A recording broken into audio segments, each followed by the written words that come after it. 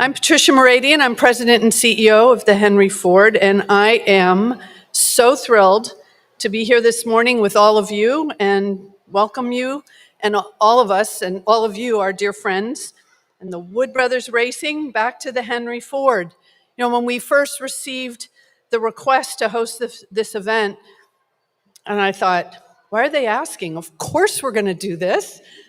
The Wood Brothers are family to us, and we are just so delighted that you're here. So please welcome Eddie Wood, Len Wood, Jon Wood, and the driver, Josh Berry. I'd also like to introduce Matt Fansett. He's over here, who's going to come up. He's the account director with Campbell Marketing and Communications, and he's going to be our MC for the day.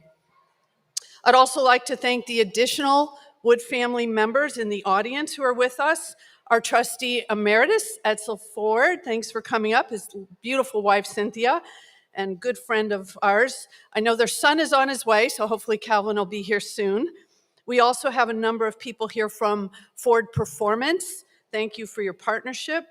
Motorcraft and the Henry Ford's Drivers Club. Thank you all so much for joining us this morning.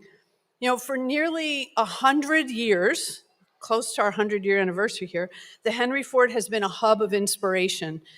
We use our incredible collections that are surrounding us here today and all of our in-house expertise to inspire the next generation of critical thinkers, of problem solvers, of innovators, of inventors, the people who are going to be moving us into the future. We tell the important stories of innovation, resourcefulness, and ingenuity. It's our mission to share those stories. We often say stories of ordinary people who accomplished extraordinary things in an effort to really change the world. And that's what we're all about. And just here on this floor, surrounding us in this amazing car court, are important lessons from some of the greatest change makers who ever lived. So it's fitting that we gather here this morning to pay tribute to these present-day changemakers in racing. Formed in 1950, Wood Brothers Racing is the oldest active team in NASCAR and nearly as old as NASCAR itself. What began as a weekend hobby for Glenn Leonard, Delano Clay, and Ray Lee Wood became one of racing's most innovative teams. The Wood Brothers reinvented the pit stop with their highly choreographed, lightning-fast productions and procedures that have now helped them win 101 Cup Series races, including their most recent victory on March 16th, congratulations, at the Pennzoil 400 at Las Vegas Motorsports Speedway. Big hand for that. Congratulations, that's awesome. And as I'm sure most of you know, Wood Brothers Racing also left their mark on IndyCar. Ford Motor Company and Team Lotus partnered on a radical rear-engine car design for the 1963 Indianapolis 500 and hired Wood Brothers Racing in 1965 to service Jim Clark's number 82 Lotus Ford. The Woods methods were just as effective at Indianapolis, where they cut Team Lotus's pit stop time to less than 20 seconds. Those quick stops helped Clark, Lotus, and Ford win the 65 Indianapolis 500, earning the first ever victory for a rear engine car. So for 75 years, Wood Brothers Racing continues to be one of the most admired and influential teams in the racing world. So congratulations, Eddie, Len, Jon, and the entire Wood family and team for your incredible contributions and astounding achievements. And I want to just give a special heartfelt thank you for choosing the Henry Ford for this important event this morning. So thank you. Thank you all for being here. Now I'm going to turn it over to Matt.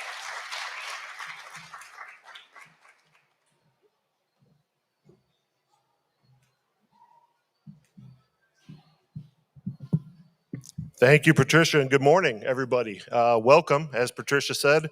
Welcome to all of you who are in the room, and a special welcome as well to everybody watching worldwide on NASCAR.com, NASCAR's YouTube page, Wood Brothers Facebook, and many other outlets that are carrying today's stream live. I want to recognize a few folks. I know that Patricia mentioned some folks that were here today, but there's some faces in the crowd that I saw that I specifically want to thank. And I want to start with the fact that most of the Wood family made their way up from Virginia today, but I would be remiss if I didn't recognize the co-founder of Wood Brothers Racing and NASCAR Hall of Famer Len Wood, who is in attendance today. And I also want to recognize Kim Wood Hall, the CFO and co-owner of Wood Brothers, who's here as well. As I said, along with several members of the Wood Brothers family. Thank you for making the trip up today for this special event. From Ford Motor Company, Sherry House, the Chief Financial Officer. Thank you, Sherry, for being here. And from Ford Performance, Mark Rushbrook and several members of his Ford Performance team.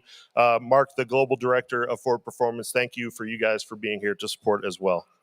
I also want to recognize from Ford Customer Service Division, longtime sponsor of the Wood Brothers and the 21 car, from that organization, Kerry Petrillos, the dealer operations manager, and Matt Patterson, the parts sales manager. Thank you for your attendance. As Patricia mentioned, we have a little something extra to celebrate today. And before we get into our big reveal, I just wanted to, again, give a big congratulations this past Sunday to Josh and the team for capturing that big win at Las Vegas. I know that, like myself, probably most of you were on the edge of your seat watching the last 20 laps or so of that race as Josh drove the 21 car to victory. And I couldn't help myself but to think, how lucky did we just get to have that win come right before we're about to do this unveiling? That is so cool to have Josh and the Woods back in victory lane and watching that celebration. So Josh and to the entire team, congratulations.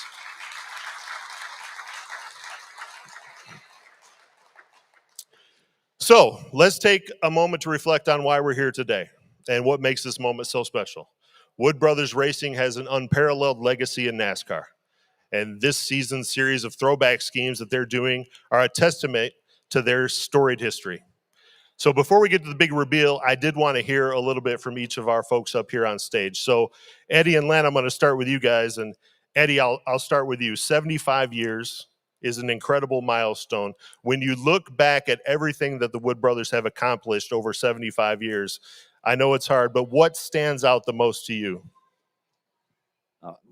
Yeah, that is a hard question. But first of all, I'd like to thank everyone for coming.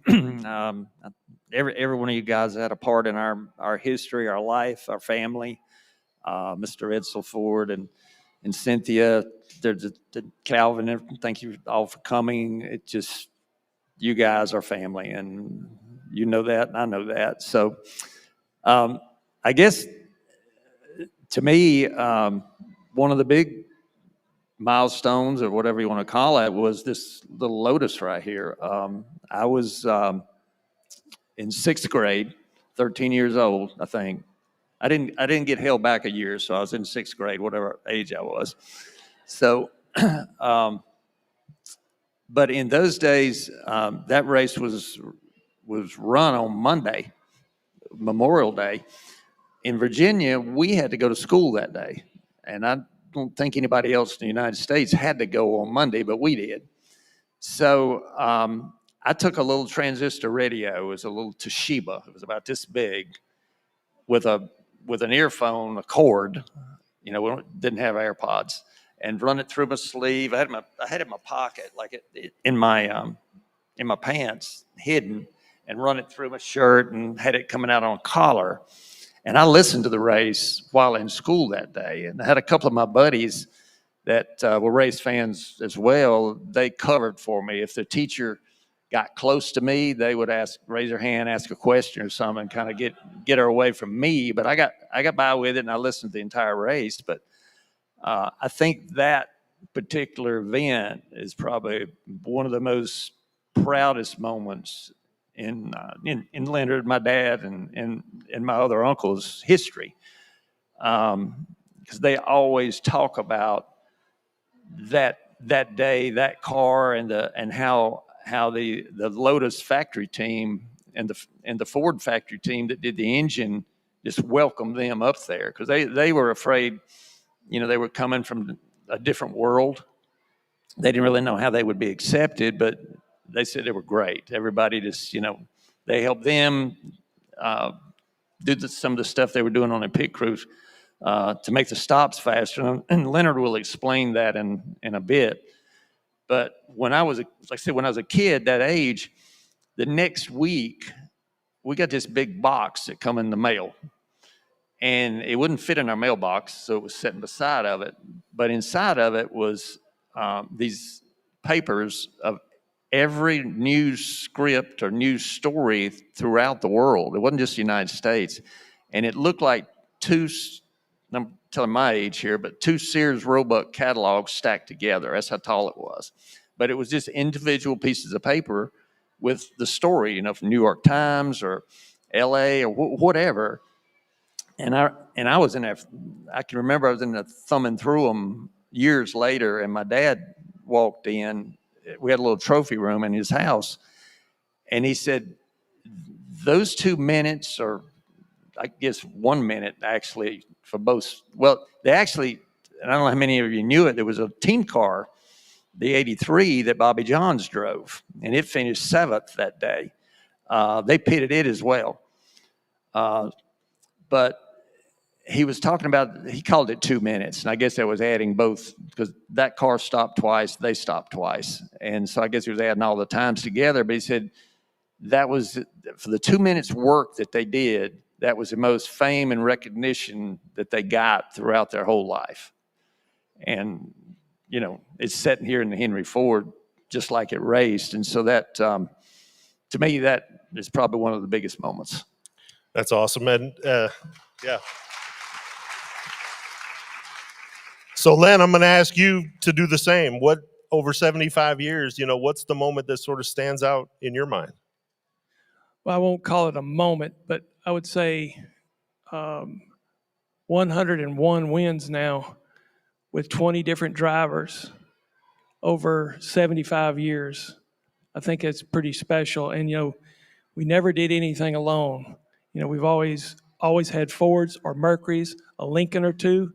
So we've always been Ford Motor Company products, and we've been friends with Edsel since the early 70s. And, we look back like Doug Yates with Roush Yates engines and Team Penske helping us with the performance of the cars. So we've never done this alone. It's always been like a team effort. And like what Eddie said, with Edsel and Ford, it's more like a family effort. But to do all that, like say with 20 different drivers, with Josh winning Sunday, I mean, that messed up all my Hall of Fame stats. Had to go back and change some stuff. But, it was perfect. So I think that, and we've had drivers from all different disciplines. Like, well, obviously David Pearson was our most successful one, but we've had A.J. Foyt, Dan Gurney, Parnelli Jones, Cale Yarborough, on up to Dale Jarrett, Kyle Petty, on and on, Buddy Baker. And I think, I want to say nine of those 20, that was their first win ever, too. I'm quite proud of that, too. It is definitely a who's list of drivers and winners for your organization. All right, Jon, throwback schemes. They've always had a special meaning, especially for a team with as much history as you guys have at the Wood Brothers. So give us a glimpse into this particular scheme. How did it come together? What inspired it? The design process? How did we get to where we are today? It started a year or two ago with a friend at Team Penske. One of the he's in marketing and super creative. Ian reached out and said, maybe you guys ought to do a Jim Clark throwback of some sort. At the time, we were planning on doing this for the Brickyard. We'd hoped to run it at the Brickyard, and it never really worked out. And so this kind of went on the back burner. With this year being the 75th, it ended up being the 60th anniversary of that win. So it just seemed to make sense, but we still couldn't figure out where to do it. Darlington comes along. It's the first opportunity that we could, and there was some conflicting ideas. Is an open wheel themed throwback, does that make sense for Darlington? And really what Darlington is a celebration of not only NASCAR's past, but just motorsports past. And I think we've been closed-minded to stick with just stock car throwbacks. So this was a fun one, and I think it celebrates all different disciplines of motorsports, and it branches out more internationally than what we've really done in the past. Awesome. And Josh, I know Throwback Weekend from a driver's perspective at Darlington is always a special event, and it's one of those ones that everybody looks forward to. But as a driver, how cool is it to be, a part of a moment like this where this type of history is going to be celebrated? Yeah, no, the Throwback Weekend is always so much fun, right? And to get to honor the history of the sport of not only NASCAR, like Jon said, but motorsports in general, right? Like, this is a great way for us to tell the story of the history of motorsports and honor, these amazing stories like this one that have happened over the course of all these years of racing. So it's a great way for us to give a little back and remind people of how we got here, and give guys like the Wood brothers the opportunity to tell these amazing stories. Right, I've been getting them one after another, and was lucky enough Sunday to add a little bit to that. So it's been a dream to be here and be a part of this opportunity. One more thing. Yes, sir. So I forgot this part. It's a pretty interesting segment. So when we landed on this throwback, the next process was, how do we get permission? Because this thing sits in the Henry Ford Museum. I don't know anybody. Like, how do you call 1-800-LOTUS? Like, how do you go about doing that?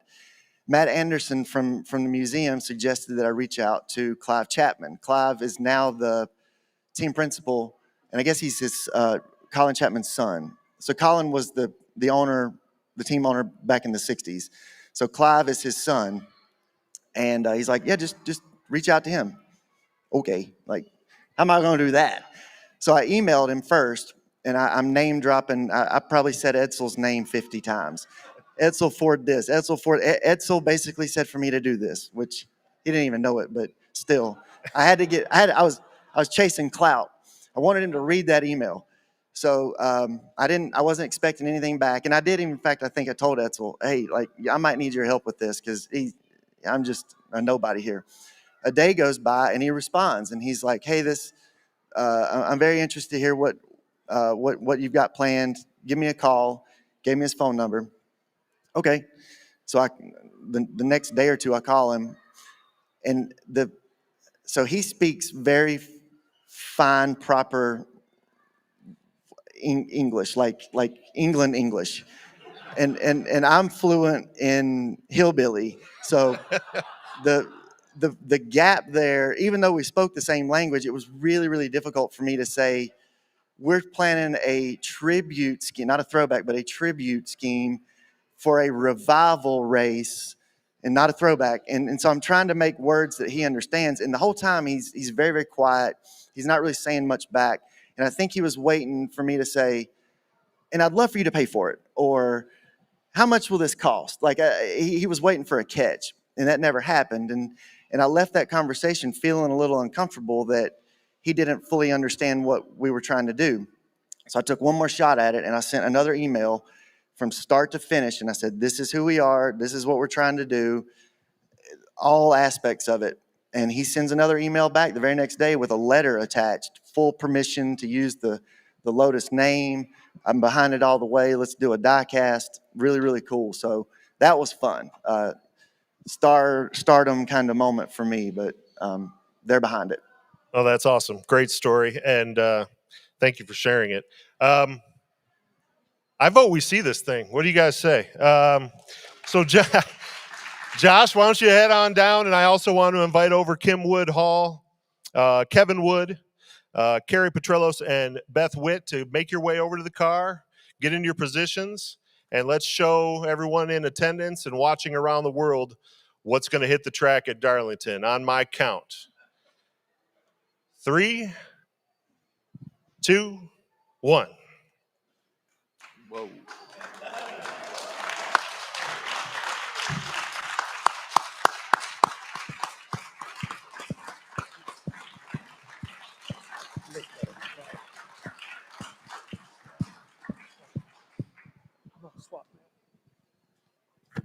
What a stunning tribute to a legendary moment in motorsports history. Just to remind folks that are maybe watching that aren't really familiar with the history, This is a tribute to the 1965 Indianapolis 500 winning Lotus driven by Jim Clark. That victory was groundbreaking in many ways, but what made it particularly special was the role the Wood brothers played to make it happen.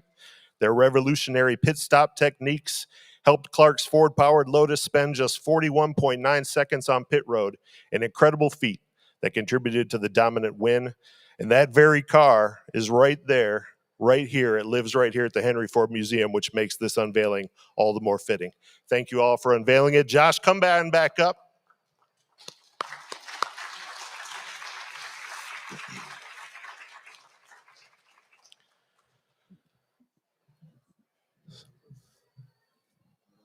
So now that we've had a chance to check out this paint scheme, let's talk a little bit more about its significance. And joining us now on stage, you'll notice our NASCAR Hall of Famer, Len Wood. And Leonard, you are in a position as the guy that was there that day to tell us all about that day and this Lotus car, and tell us some stories, and just what do you think of when you look out and see this now?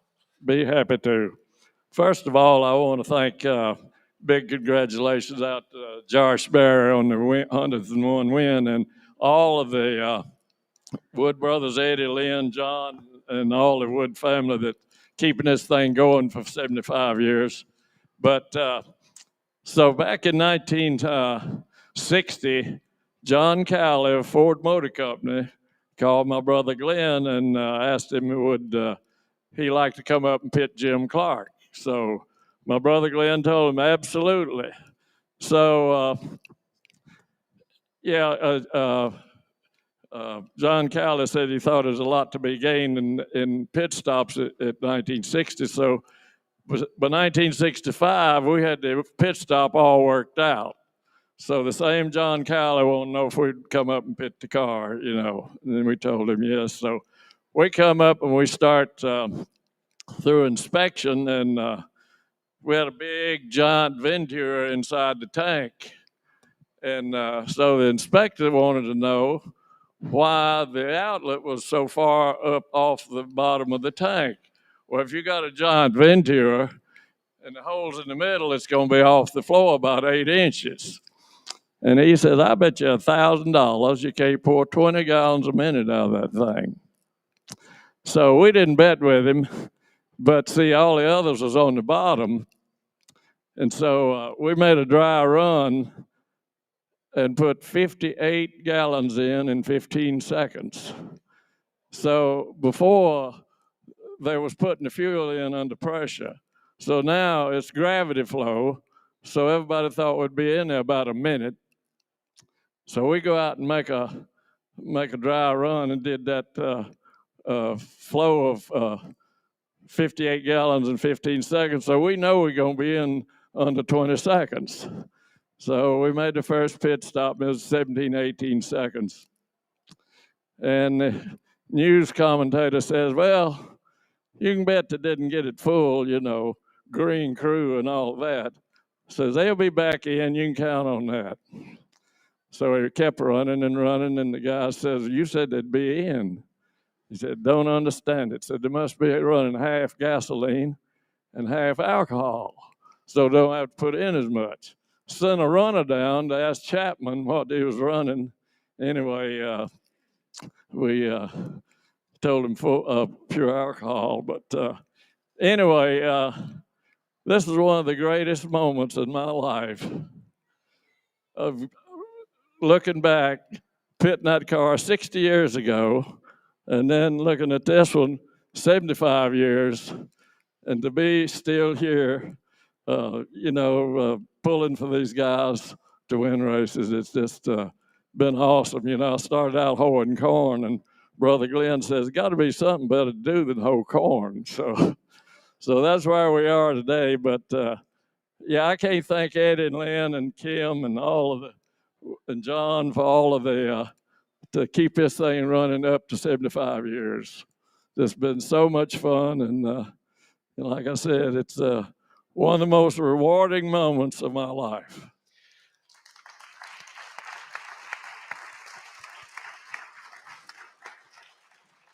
I got to spend a few minutes with you, Leonard, out here looking at the Lotus. Excuse me, I want to add it. the other thing is I want to thank so much Ford Motor Company and Edsel Ford for all the support that they've given us all our racing career. We've never run nothing but Ford products, and so proud of it, and so proud to be part of the family.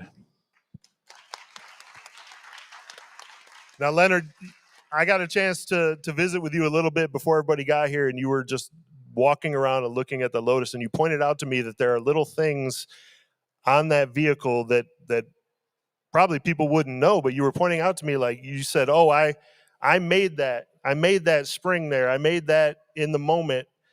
I mean, just to hear you tell those stories are so cool. Like, what parts of that car were you had to make some modifications, right? Those little vents on the gas vent, you had to open it to put the fuel in. So in practice, the day before the race, the driver behind him pointed out that it was blowing fuel out those little vent caps. And so it wasn't time to re-engineer the thing. So I just welded a knot on the top of that little cap and then attach a spring. You just roll a spring off of the knot and open, and then when you fill it up, you close it. So it worked out pretty well. Otherwise, it played a big part in how you finished if it blowed all the fuel out. Amazing. Really amazing.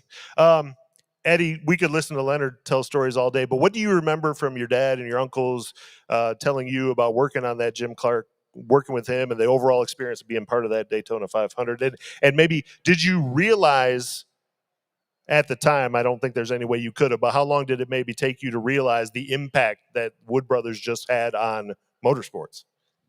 Yeah, I mean, the impact, that was huge. And I remember, of course, I'd never seen the car until I got it in here. That's the first time I ever saw it.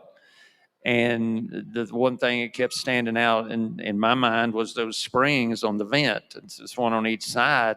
You roll it off with your thumb and you put the fuel in, and it was to keep fuel from, spilling out during the race. And obviously they stopped twice. If that hadn't have got fixed, they might have had to stop 3 times, which would have been a different story. But yeah, that car, the green and the yellow, it just, typically in the NASCAR world, green was viewed as unlucky, but not with that, not now.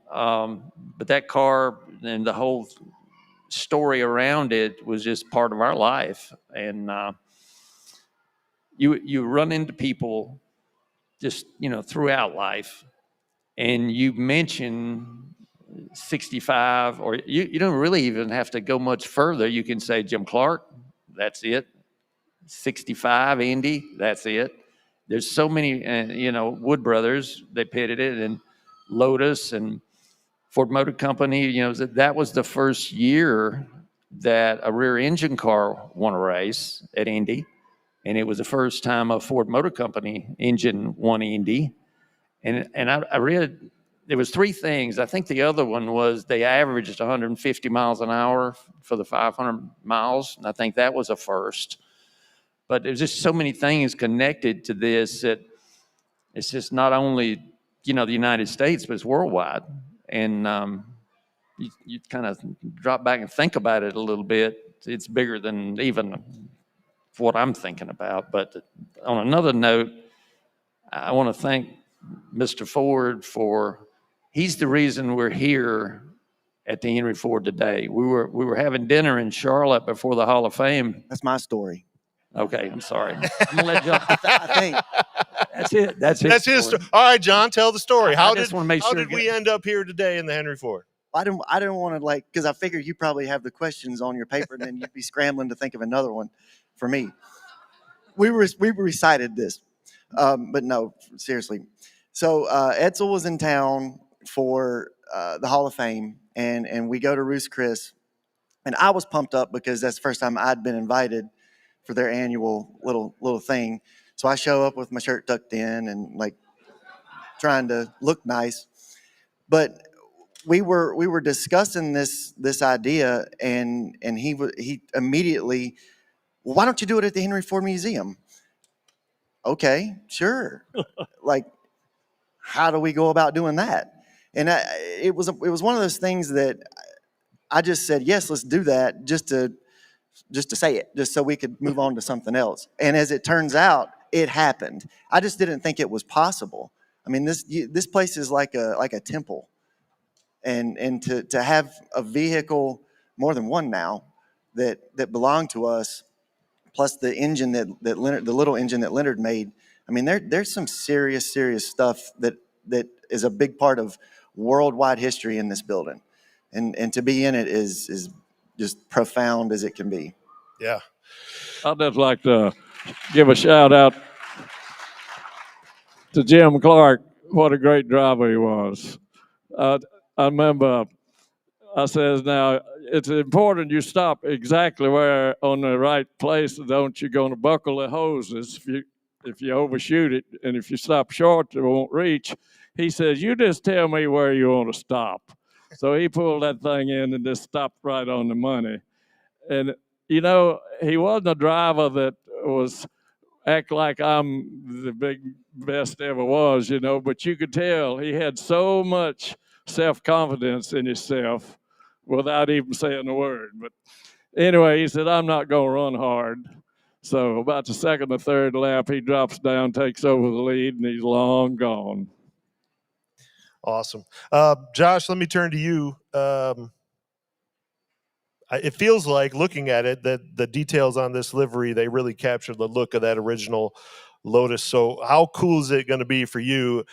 I got to feel like in other sports, they have like throwback scheme or uniforms and things like that. And you hear athletes talk about how, you know, they had a little extra, you know, pep in their step that day because they had new gear or whatever. Do you sort of get the same feeling when you look at that and go, man, I get to drive that thing? Yeah, this is just an amazing story, and obviously, thank you so much to our partners at Motorcraft and Ford Motor Company and Lotus, obviously, for allowing us to do this, because it's just an incredible story, and to hear Leonard say how much that memory and that race and the win means to him over the course of his whole life in motorsports shows how significant this moment is right here, and being able to honor that, and that's why. Going to Darlington and having a throwback weekend, this is the opportunity that us as race teams have to tell these stories. And for me to, this is still new to me, and hearing more and more about the story and how just the details and how amazing it truly was to go win at Indianapolis and have it done the way that they did really just shows the significance of this paint scheme. And I absolutely can't wait to drive it. Eddie, before we close it out, I just wanted to ask you, the long-standing partnership with Ford, with Motorcraft, how has that relationship with the Wood brothers, Ford and Motorcraft, stood the test of time? I guess, like I said before, it's family. It just feels like family. When you're around, the people at Ford Performance and the Motorcraft people and, Edsel and his family, it just feels like family. It's like you can say whatever you want, act like ever you want, like you're at home. In Virginia, we call it the supper table, but everywhere else, I think they call it dinner. We call lunch dinner where we are, but it's just like you're within your own surroundings, like the people you grew up with. It just feels that way, and families stick together, I guess. All right. Perfectly said. All right. So this concludes our formal program. I want to thank all of you again who were here in attendance in person, everybody who was watching from wherever you were around the world. At this point, we're going to break out into some media scrums for the media that are here in attendance. A little bit after that, we'll do some photos and things of that nature with Eddie, Len, Josh, and others. So thank you again. Look forward to seeing this incredible paint scheme hit the track at Darlington. And one more big thank you to everybody here at the Henry Ford, to Patricia and Wendy and their entire staff for helping make this happen. Thank you. Thank you all. Thank you.